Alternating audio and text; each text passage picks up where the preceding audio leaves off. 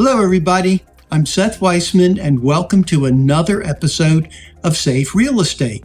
Today, we are going to talk about what happens when the buyer is paying the buyer broker's entire commission and the buyer shows up and does not have the money to pay the commission.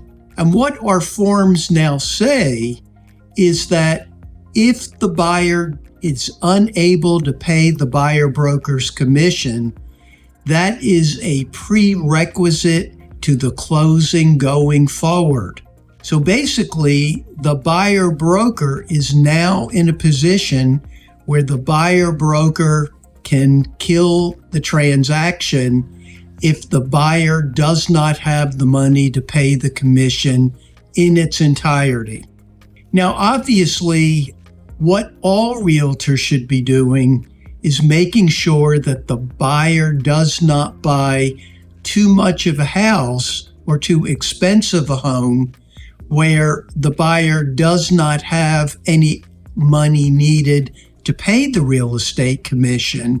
In addition to that, you should notify the lender that the buyer is paying the commission so that when the lender calculates the cash needed to close, the lender can also evaluate and confirm that the buyer has enough money to pay the commission, again, in its entirety.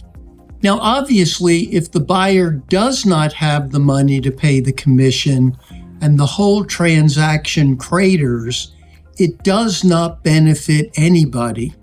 The seller doesn't sell their house, the listing broker doesn't get paid a commission, the buyer's broker does not get paid a commission.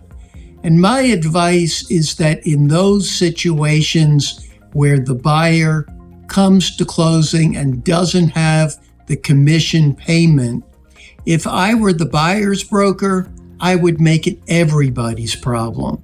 Because the reality is if everyone understands what the situation is, there is a good likelihood that everyone can kick in a little bit of money to get the deal closed. Maybe the seller can pay a slightly higher commission. Maybe the listing broker can take a little less. Maybe the buyer broker can take a little less. Maybe the buyer can pay something, if not the entire commission.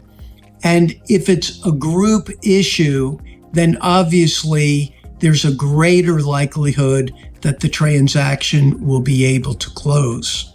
One other possibility is for the buyer to maybe give a promissory note or a deed to secure debt to the buyer's broker and agree to pay the amount of money which is owed after closing.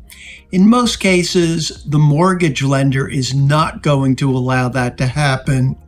And of course, residential realtors do not have any lien rights against the property, so the obligation is likely going to be unsecured. I hope this episode of Safe Real Estate has been beneficial. As always, it's great to see everybody. Please continue to tune in. Bye now.